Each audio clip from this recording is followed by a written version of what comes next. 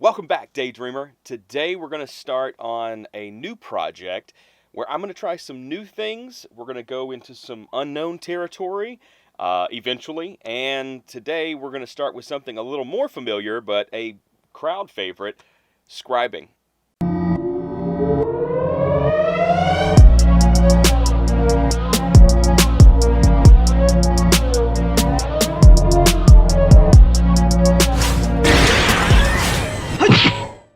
Ragtag Daydreams is sponsored by NewTypeHQ.com. Okay, so today, as I said, we're going to go over some scribing.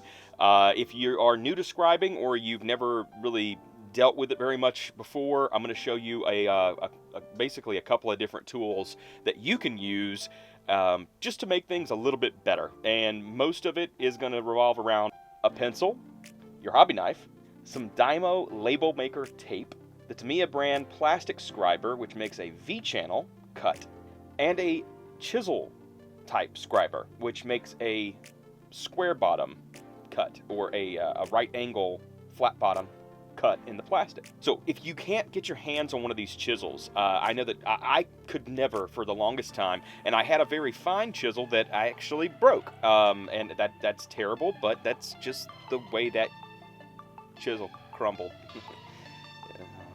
So even though I'm still a little upset that I did that, because it's completely my fault, I still at least have the other two, and it's a 0.5 millimeter, it's 0.5, and a 1.01 millimeter chisel. So I still have both of those. I actually had these made for me, and it's from a very nice fellow in Indonesia, and he actually got so overwhelmed with orders whenever he started making them, especially sent out of country, like to me in America, he had to stop. So it's a bummer. I can't get that replaced. I've tried a few times from our sponsor, New Type HQ, to order them again. They just never seem to be in stock. And I thought I had a replacement for the 0.25 that I had before. I think it was a 0.15 that I had before. And I think I found a replacement as a 0.2. So it's right in the middle of that sweet spot between 0.15, 0.25. Of course, you know, numbers, and you can probably do the math yourself. I thought I had that one time, and then by the time I got through checkout, like I guess it was gone. So somebody else was probably checking out at the same time, and I had placed the order while it was still, good, and it even said low stock, and then by the time it went to ship, I got the notification it had been removed from my order. So close, but no cigar. That's a bummer. That's a big bummer. I really wish I had a smaller, finer chisel scribe. So scribing chisel, as you may have heard it called. But regardless, we're going to work with what we have today, because I expect you guys at home to be working with what you have, especially because most, if not all, of the hobby stores are closed, and it's going to be very hard to get stuff online due to the situation, the world situation, because I don't want to point fingers or say anything incorrectly. We'll just call it that. Almost everything's shutting down anyway, and I respect the fact that you're probably going to go online to buy stuff if you need something, because you're stuck at home, and what's better to do than some hobbies, right? What's better than spending some bored time at home when you've watched all of Netflix than to just, pick up maybe some of that backlog and see if we can't do some customization. So that's essentially what I've done, and I actually got the second part of this, will be this diorama. Here is a conceptual kind of quick Photoshop that I did of how I want this to look. And as you can tell, it's, a very simple kind of scene. I don't think I'm going to have the beach look like this, but what I do like is the fact that Charles Zagok is coming out of the water and killing the GM. So I do have the RGM 79 ground type. This kit, as I'm building it on the side there, but this kit, if you've built the EZ8 from the 8th MS team in Master Grade at least, it's so crazy similar. Like it is so much of the same parts, especially for the legs and the arms. So there you go. You've built this kit before, essentially. So all right, let's get into it, guys. Let's start scribing. Okay, so today let's get into this big boy. Shall we?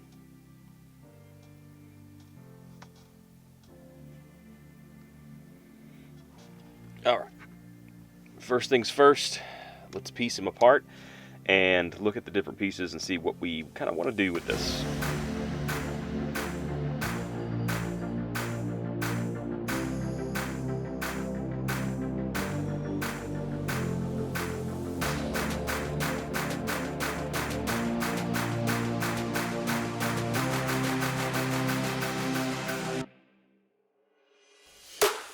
Okay, so biggest thing here is planning out those details. What, should we do? What should we not do?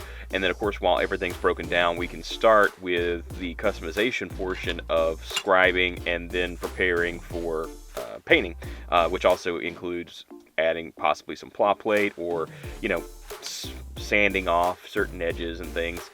I did just use a knockoff God hand, and when I say knockoff God hand, you guys should know what I'm using by now. It's basically a USA Gundam Store nipper, side nipper. Works really, really great, but it is no God hand, and it is stronger. It's stouter, it seems like, than the God hand.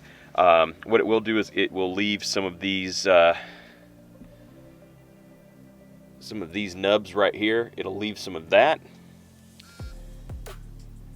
And it's really, like the fingernail just barely catches them.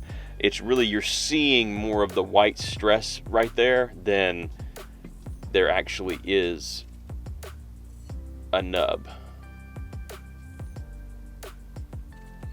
Yeah, so you're actually seeing more of the white stress mark than there actually is a nub there. So we got to clean up some of that and then start figuring out a scribe and paint job. Yeah. So let's look at maybe one of our pieces that should be pretty good and flat and everything for us, which is the chest area. How should that look, for instance? That's the way it's going to be all together. Okay. Yeah. All right. So let's begin this project with the chest. I think that'll be a good area to start. Scribing on some of these curved pieces is going to be very, very difficult. And I really just don't want to tackle that right now because it's going to be difficult. It's going to be time consuming. So let's start with something that I can show you guys some basics on, and then we'll move into something that's more complicated. All right, so I've got just a regular pencil, and I'm just going to try to draw out and do some basic line work here, and hopefully we can come to something that looks really cool.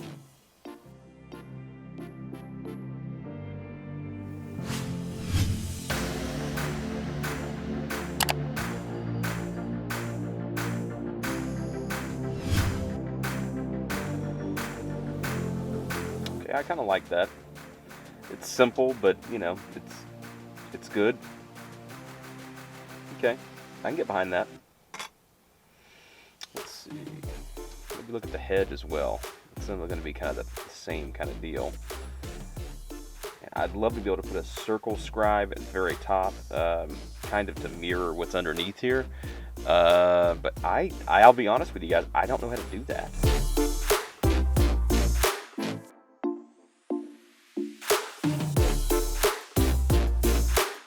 Okay, like I'm digging that. That's okay.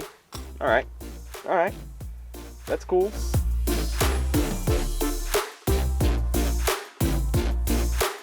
And the cool thing is that, as you're seeing, the pencil will actually come right off of these kits. Like, that's why I like using a pencil to kind of mark out some stuff. And if I don't really know exactly what I want to do, it's so cool. It just wipes right off and start over. The bad part is if you're a little heavy-handed like me, you handle the kits a lot, yeah, you might rub off your marks. So just, be careful.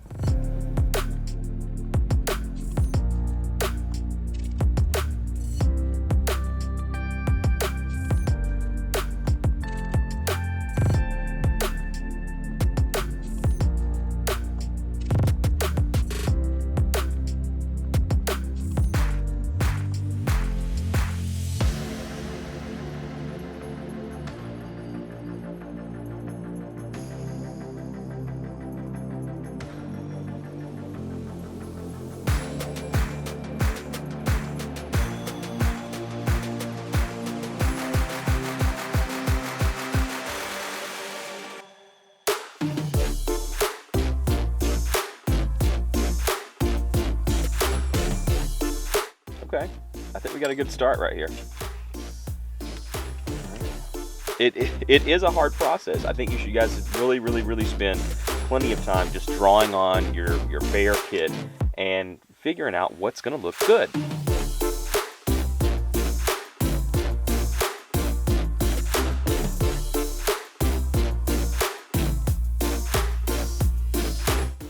It's also important that once you have your basic design on here, to make sure to go back and clean up some of these lines so you know exactly where the scribing needs to take place. Make sure that everything is, I'm freehanding everything. Make sure that everything is as straight and clean as possible before you really hit it with the scriber. These arms and legs are really cool because they have these,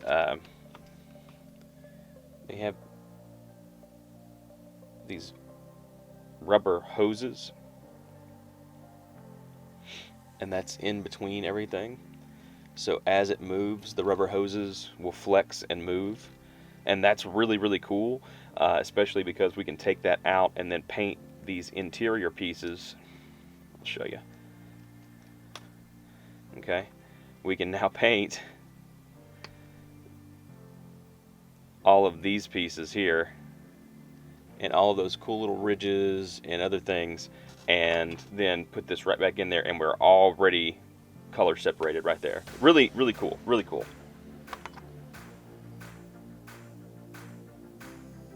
Yeah, that looks good. We'll start with that piece, I guess.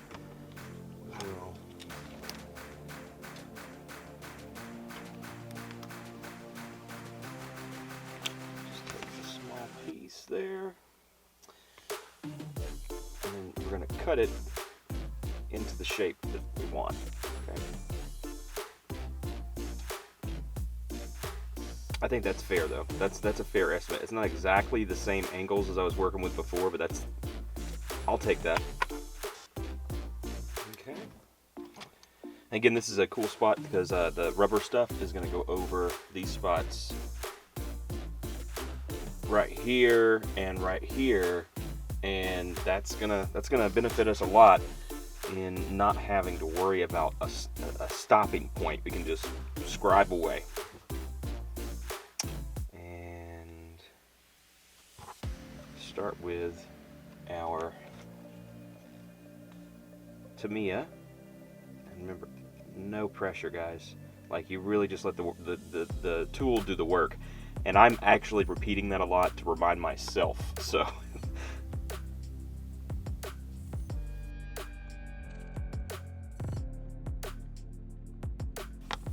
Okay, now for the chisel scribe. Now that we've got a nice mark, and it's never a bad idea to count off, and every 4 or 5, runs, you just flip the piece, and that kind of keeps things a little more even, I think.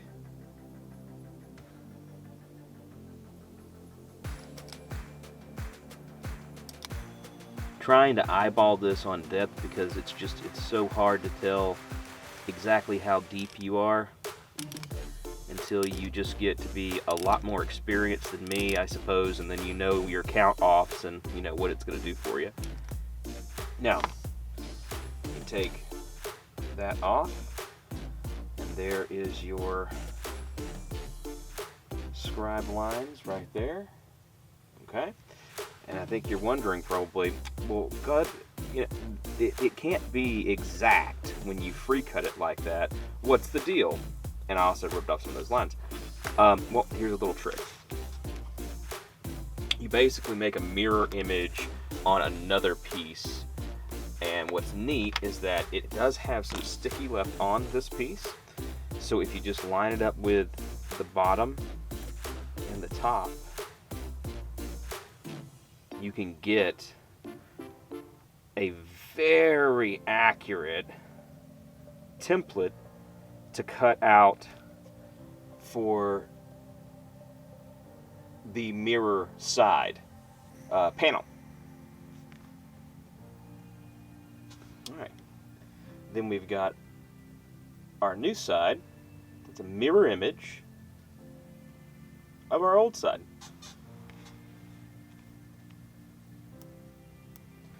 And remember, because we stick it on the paper, as soon as we remove the old side, the paper tends to come with it, just like that. Okay. And there's our new side. Let's put that on. I think that's good. That's awesome.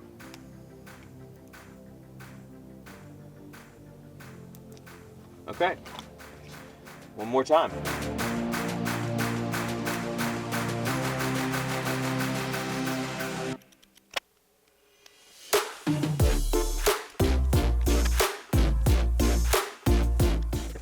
Okay.